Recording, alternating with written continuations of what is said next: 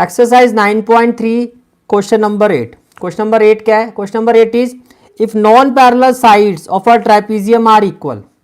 आपको कहा जा रहा है अगर ट्रापेजियम की नॉन पैरेलल साइड्स इक्वल हैं तो आपको प्रूव करना है, then prove that it is a cyclic. तो आपको प्रूव करना है अगर ऐसा है तो ये एक साइक्लिक क्वाड्रिलेटरल है. तो इसके लिए सबसे पहले हमें क्या करना है? ट्रापेजियम बनाना है. सबसे पहले हमें क्या करना है? ट्रापेजियम बनाना है. तो एक ट्रापेजियम बना लेते हैं हम.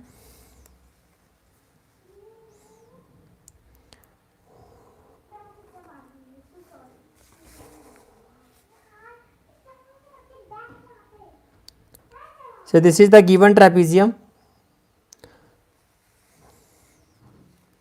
This is the given trapezium. अब ट्रेपेजियम में एक पेयर जो होता है वो पैरेलल साइड्स का होता है और एक पेयर जो होता है वो नॉन पैरेलल साइड्स का होता है.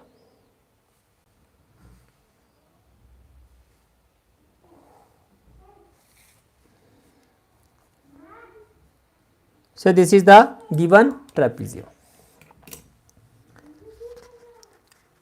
A, B, C and D. A, B, C and D. Is it clear? A, B, C, D is a given trapezium. तो सबसे पहले non parallel sides of a trapezium are equal. तो question में given क्या है? Non parallel sides ही हैं. देखो ये दोनों पैरेलल नहीं है, ये पैरेलल है. Non parallel sides of a trapezium are equal, इसका मतलब ए बी जो है वो सी डी के पैरेलल है. नो, ए बी जो सी डी है वो इक्वल है, not parallel, non parallel sides. A B जो है वो सी डी के क्या है? इक्वल है और ए डी और बी सी पैरेलल है. ये क्वेश्चन में गिवन है. ट्रेपेजियम में एक पेयर पैरेलल साइड्स का होता है, वो ये है. और कहा जा रहा है जो पैरेलल साइड्स का पेयर नहीं है, नॉन पैरेलल साइड्स, वो पेयर इक्वल है. यानी कि ए बी जो है वो सी डी के इक्वल है और ये इसके पैरेलल है. तो पहले इसको लिखो. Given, what has been given here? Write down the given part of this question. ABCD is a trapezium. ABCD is a trapezium. ABCD is a trapezium in which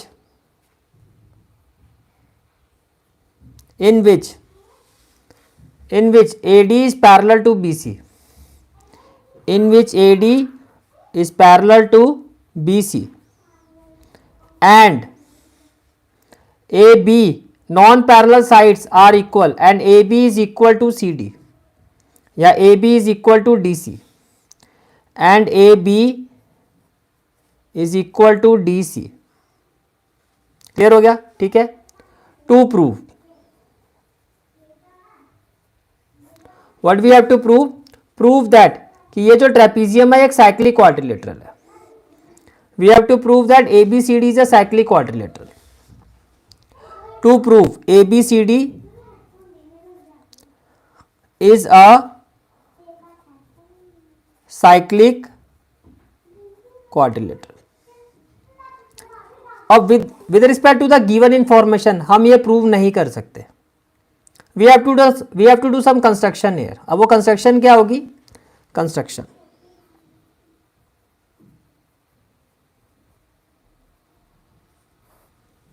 First of all, draw perpendicular. Say this is the perpendicular. From vertex say draw perpendicular.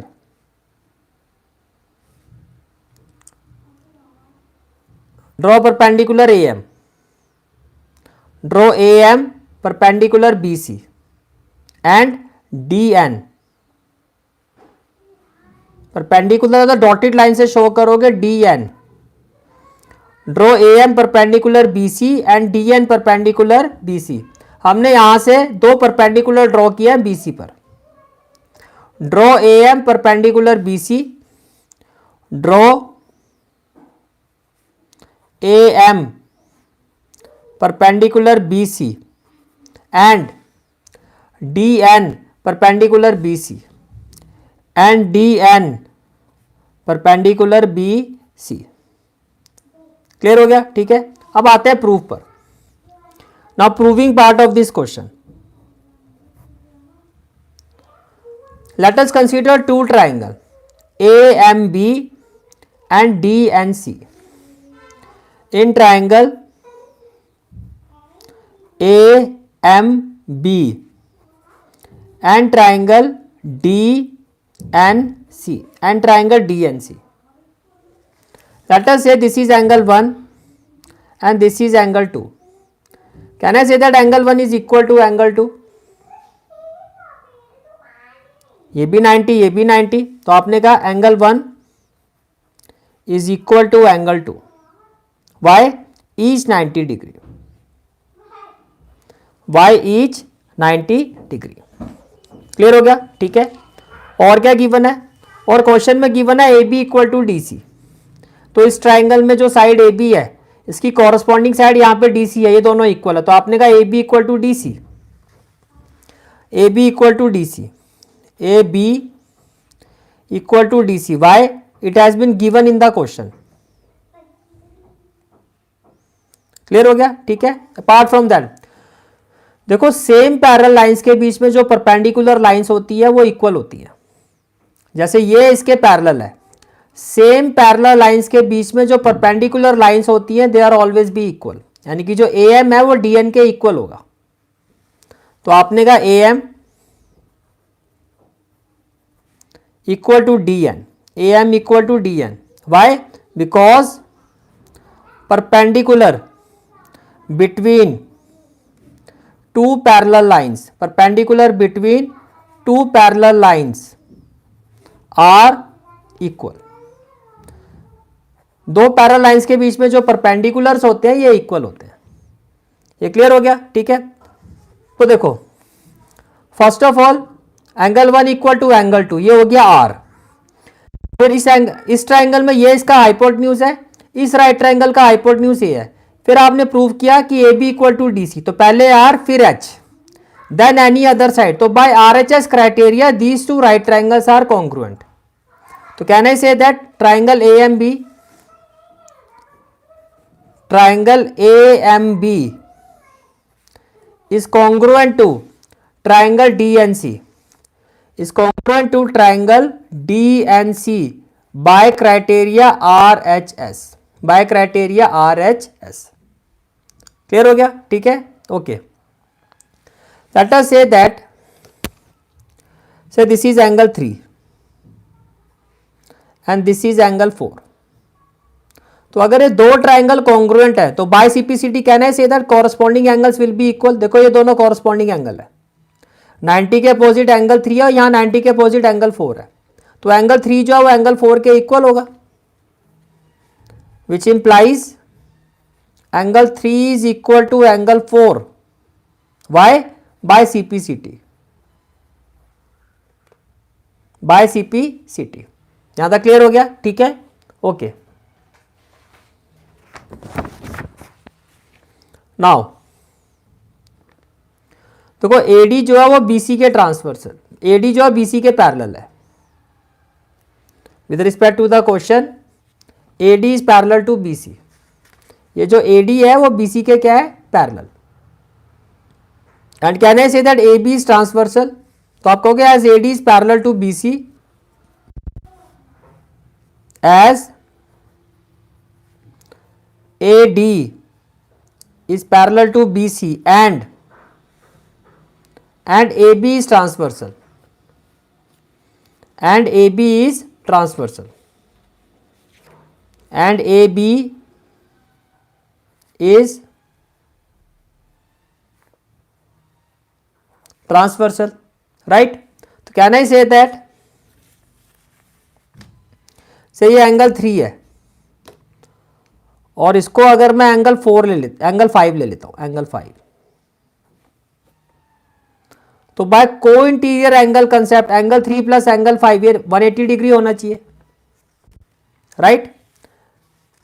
It implies angle 3 plus angle 5 will be equal to 180 degree. Let it be question number 1 and reason co-interior angle, co-interior angles. ठीक है. अब देखो angle 3 जो है आपका वो किसके equal है? ये एंगल 4 के इक्वल है. Now angle 3 is equal to angle 4, तो मैं इसको ऐसे लिख सकता हूं which implies in place of angle 3 angle 4 plus angle 5 is equal to 180 degree, is equal to 180 degree. Why? Because angle 3 is equal to angle 4. Angle 3 is equal to angle 4. ठीक है, अब देखो आपने प्रूव कर दिया एंगल 4 प्लस एंगल 5 180 डिग्री. अब यहां देखो, तो बेसिकली आपने क्या प्रूव कर दिया, इस क्वाड्रिलेटरल के ये जो अपोजिट एंगल है, इस क्वाड्रिलेटरल के ये जो अपोजिट एंगल है, इनका सम 180 डिग्री है. तो आपने क्या प्रूव कर दिया, that is sum of opposite angle, that is sum of opposite angle is 180 degree. और जैसे आपने प्रूव किया कि ये क्वाड्रिलेटरल के अपोजिट एंगल का सम 180 है, तो ये प्रूव हो गया कि ये साइक्लिक क्वाड्रिलेटरल है. साइक्लिक क्वाड्रिलेटरल का जो मेन क्राइटेरिया होता है वो यही होता है कि एक ऐसा क्वाड्रिलेटरल जिसके अपोजिट एंगल का सम 180 डिग्री है. ठीक है, therefore ABCD is a cyclic quadrilateral. Therefore ABCD is a cyclic quadrilateral, hence proved. And this is the final analysis of question number 8.